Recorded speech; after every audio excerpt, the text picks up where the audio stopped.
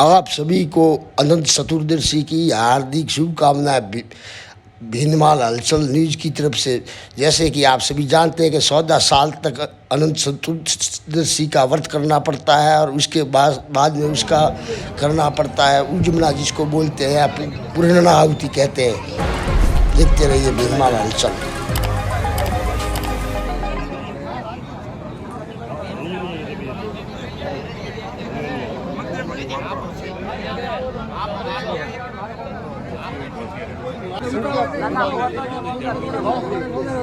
हमारे को के लिए उतार को ना मैं तेरा तंग दिन तेरा आराम की ठहरे पूरी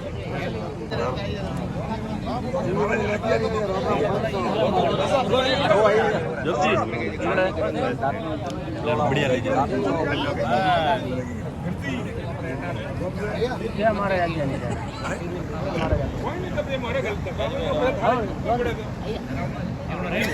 महाराज कृपा नहीं अरे ऊपर में नाम जरूरी है ये मिलो बराबर दूध का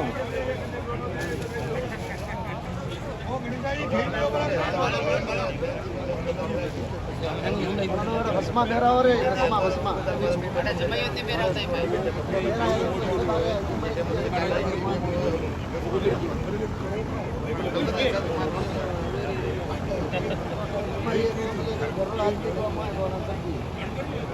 लोटा पे लोना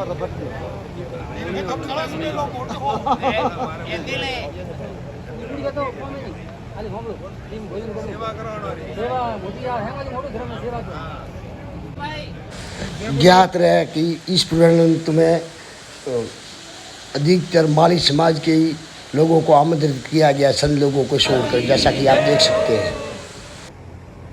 महाराज ने कहा कि पूर्व काल में श्री गंगा जी के तट पर धर्मवीर युधिष्ठिर ने श्री वीर जरासन को मारने के लिए राजसूय यज्ञ आरंभ किया है। अनंताय नमः। उस युधिष्ठिर ने श्री कृष्णचंद्र भगवान के सहित भीमसेन, अर्जुन आदि भाइयों के साथ अनेक रत्नों से शोभित मोती जड़ी सड़क के समान विशाल भारी की शाला बनवाई है और उसमें यज्ञ के लिए संपूर्ण राजा को अनेक प्रकार से प्रतिनिधि करके बुलाया और एक दिन गंधारी का गर्भ से उत्पन्न हुआ राजा धृतराष्ट्र का पुत्र जो दुर्योधन नाम से विख्यात था। उस समय में शकु ने अत्यंत मीठे वाणी में कहा है कि हे राजन, अभी बहुत कार्य करना है, इसलिए आप क्रोध न करें और राजन यज्ञशाला में चलने के लिए उठिए। खेलने लगा है और उस जुए में भरत के अनुसार मात्र संपूर्ण पापों का नाश होता है। राजा युधिष्ठिर बोले कि वासुदेव, आपने जो अनंत व्रत का सो अनंत कौन है? उसे सतंत हमारा ही नाम और उसे हमारा ही स्वरूप जानो। सूर्य आदि जितने ग्रह है और काल समय जो कई वेदों विधि से विवाह हुआ था। राजन उस स्त्री से कुछ समय बाद में अनेक सुंदर लक्षणों की एक कन्या उत्पन्न हुई है। उस कन्या का नाम शीला है। शीला नाम की कन्या उत्पन्न हुई है। सुशीला कन्या पिता के घर में बढ़ने लगी है। एक दिन उसकी पतिव्रता माता काल जोड़ के दास से दुखी होकर नदी के को कुछ था वो पेटी में ताले में बंद कर दिया है और दामन से बोली कि हमारे घर में कुछ नहीं, आप अपने घर को जाओ, दर में कुछ नहीं है देने के लिए। यदि विश्वास न हो तो देख लीजिए। ऐसा विचार करके सुनकर समुद्र उदास हुआ, किंतु उस कन्या ने भोजन में बसे हुए अनादि को मार्ग में संबल बनाया है। और किनारे ऊपर कथा करो, कथा भगवान की कथा बार समझ पा रहे होंगे, नेड़ो साक्षी। तो भगवान की कथा सुनो। उसारा गाबरा शेषनाग बनाओ और शेषनागरी भी पूजा गई। शेषनागरी पूजा करनी चाहिए बांस के पत्तों के और फिर स्नान करके मंडल के भीतर रखकर मंडप है और उसका घर भरपूर भरा हरा भरा रहता है। सोने से पूर्व माणिक मोती और माला वो पहनने लगी है। उसके यहाँ इतने अतिथि घूमने के लिए जोड़ा तुमने क्यों बांधा है? क्या मेरे को भस्म करने के लिए बांधा है? मेरा वहम पहले ही हालता है, दोनों बोझों को वहम है। तो तुमसे इसका कारण बताओ, क्या कारण है कहो।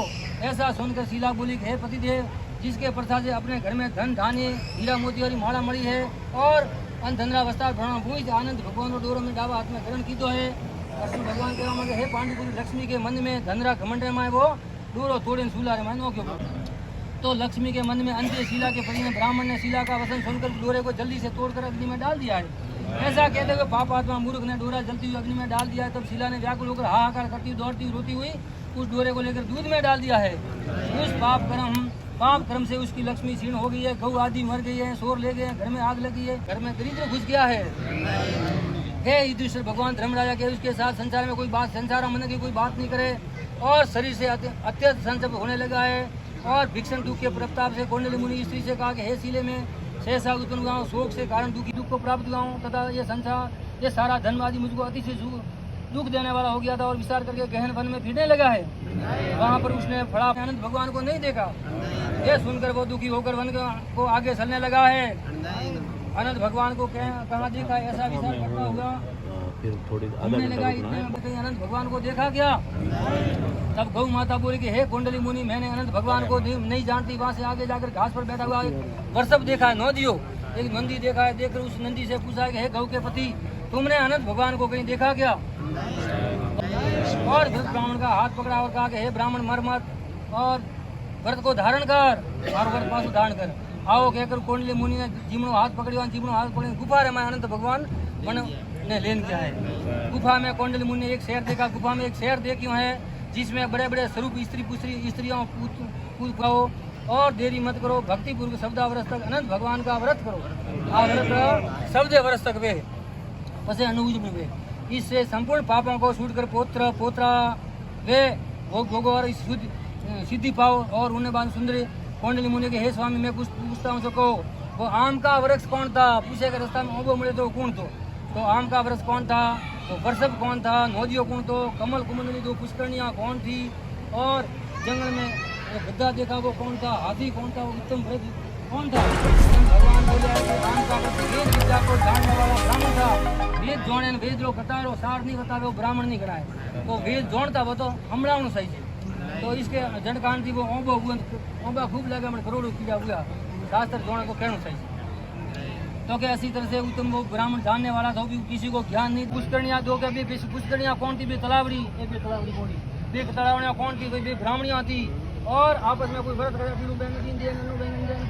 तलावड़ी नहीं है वो प्रसाद दे तो सबों ने बैठे खाना चाहिए और उनको आपस में देती और लेती थी उनका वैसे पड़े पोसे। तो वो संसार सागर दुख लो तरियो आ है और सब सुख भोग अनंत लोग रे माँ आत्मा जाए है। इसी तरह से राज ऋषि तुम भी कथा सुनो और व्रत करो। बोलिए अनंत भगवान की। वाला कूलर बंद कराओ तो आरती कोई कराऊं। कहते हैं कि अनंत चतुर्थी का व्रत करना चाहिए और जिसने नहीं किया है तो जैसे उसकी मृत्यु हो जाती है और उसके पीछे कर्मकांड 12वां किया जाता है। उससे पहले ही ये जो अनंत चौदश या अनंत चतुर्थी के ये उसका पूर्णाहुति करना ही पड़ता है। फिर उसके बाद बाकी के कर्मकांड होते हैं, जैसा कि सभी जानते हैं। देखते रहिए भिंदमाल हलचल, आगे से आगे शेयर करना न भूलें। बोलिए अनंत भगवान की जय। ओम श्री हरिअनंताय नमः।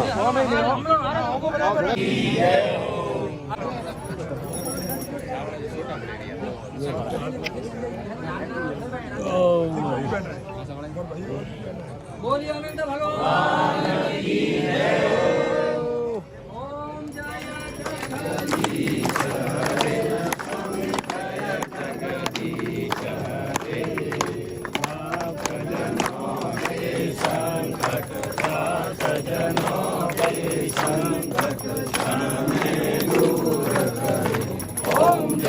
जगदीश स्वामी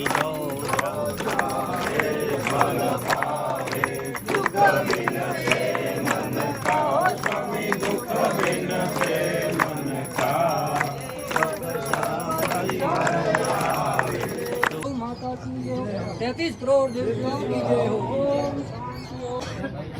एक नौकरी उठे रे